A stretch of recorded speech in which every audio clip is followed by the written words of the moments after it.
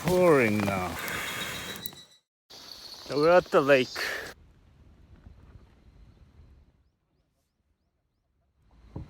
Oh, it's hitting. It's hitting. Yes, yes, yes. Got a fish on. Oh, yes. This is a rainbow trout, man. Got it. Exactly. Head to tail. 22 or 23. Because,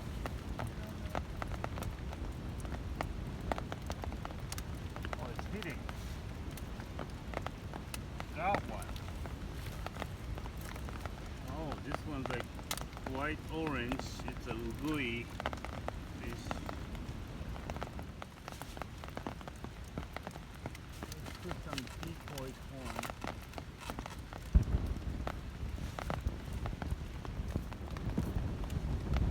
Oh, again. Another trout. Another rainbow trout. Nice. Considering the difficulty of making fire, let's quit fishing and move to where we have firewood. Super wet though. We'll try to make fire there. Let's process the fish over here where there's clean water.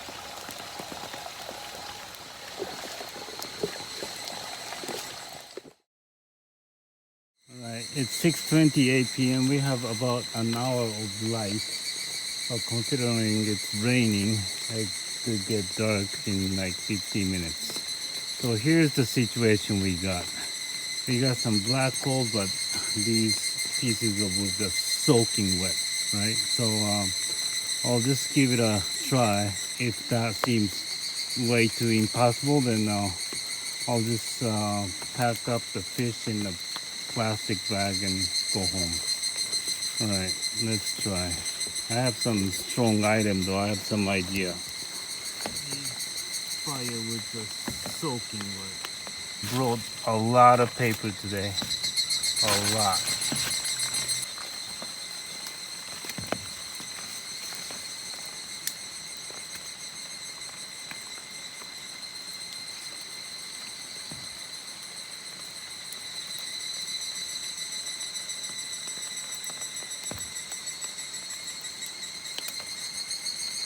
You have to first dry the firewood, which is soaking wet. You have to evaporate significant amount of water from it. I have the super fire starter that's going right now. I twisted paper with a plastic bag. That becomes a super fire starter. I accidentally came up with this idea long time ago. Burns a lot longer and stronger.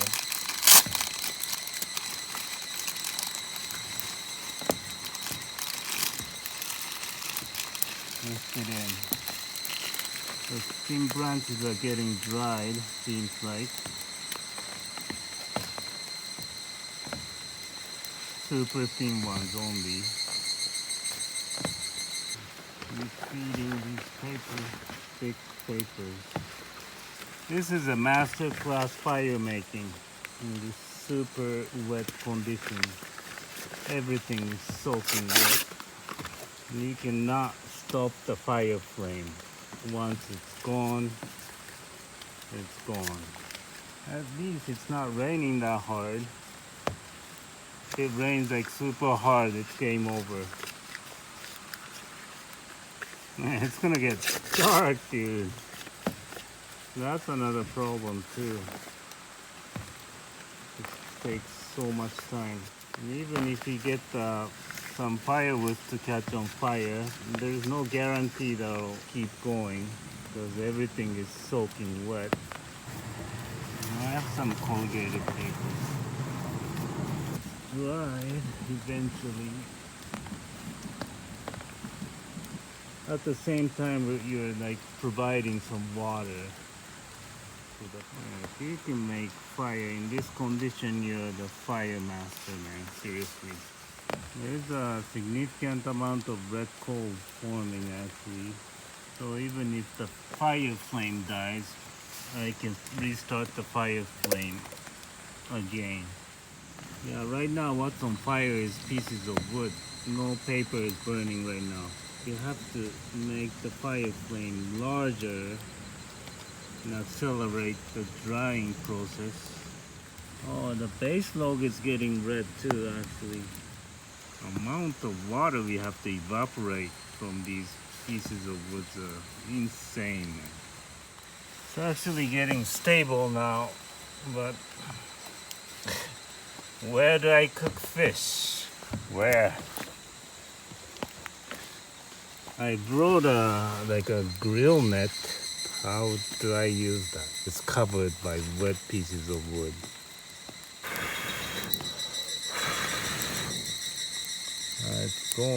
It's going though. At least we got two base logs that are pretty good size, maybe 7 centimeters in diameter, and we have this plate at the bottom. It's getting red. Oh man, it started to rain. Oh.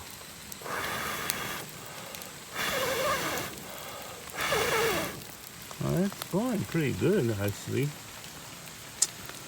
but it's raining. Yeah, man.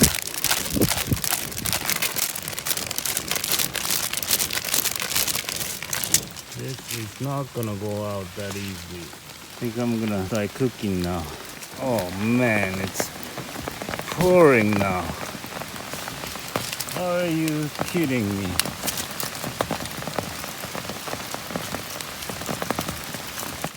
Alright, the redness is getting exposed here.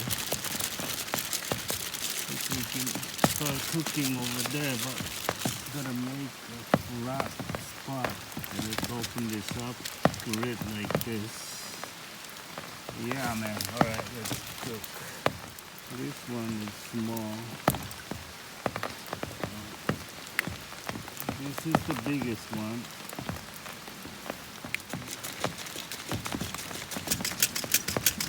Strong of a fire. That's burning it. We're doing it. We're eating it. Where are my chopsticks? Come on.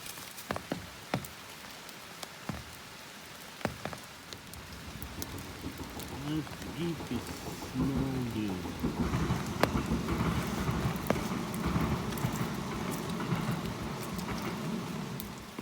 Look at this thing. Oh, look at that. Look at that.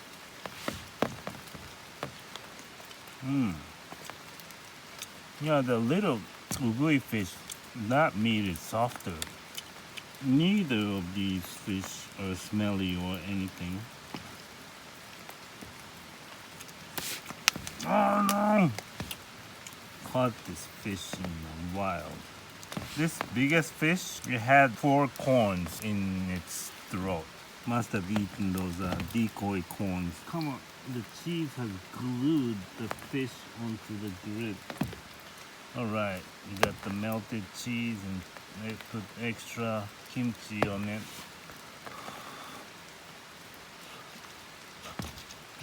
That's too good. Yeah, this meat is soft, man. Although it's like super black outside. The ugui fish perfectly hooked on the lip, so it didn't die. But the rainbow trout, they swallowed and got hooked on the throat, and they both died. This is quite filling, man.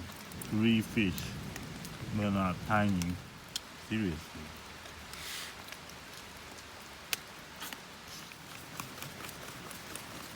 Just want to keep the fire going, you know. It's a party. It's Saturday night party, man. It's not a party when there's no fire. Catch and cook.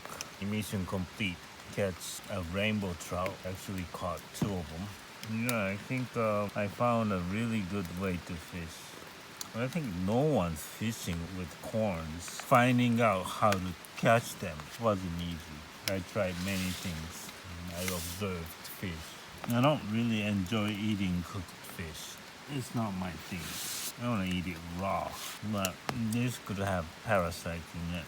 had to cook it. Making fire was tougher than catching fish. If you're not experienced with making fires, you would never succeed in this condition, I bet you. I've made fire pretty much every day for the past 13 months or 14 months, almost every day. Maybe I skipped like 10 days. Isn't that crazy? I made fire outdoors using the resources from the nature. That's how experienced I am with making fire. Sometimes sunny and dry, and sometimes like rain, like typhoon, storm. That was tough. And I tried to make popcorn in that condition, and I was using umbrella and it started making fire, and I got the fire and tried to make popcorn with the umbrella covering the fire. That was crazy. I made fire with cigarette. I would light up a cigarette with a lighter and use a cigarette to make the fire many times. I ate you guys. Thank you, Rainbow Trout and Uguay fish. I see a lot of YouTube videos where they go fishing to just fish and release them, give them stress, give them bad time. Many people say, oh, it's a beautiful fish, thank you for having interaction. And to me, that's just so bad. Imagine you're a fish and you get caught and like, okay, oh, it's such a beautiful human, oh, thank you, and get released. Is that good? I would release the small one. To me, it's just nonsense. Survival situation. You catch a fish and you eat it, and your life goes on. That's understandable. Party's over, man. Finished all the fish. Had a good time in rain. On the bridge now. We're safe. Had a blast. See y'all later.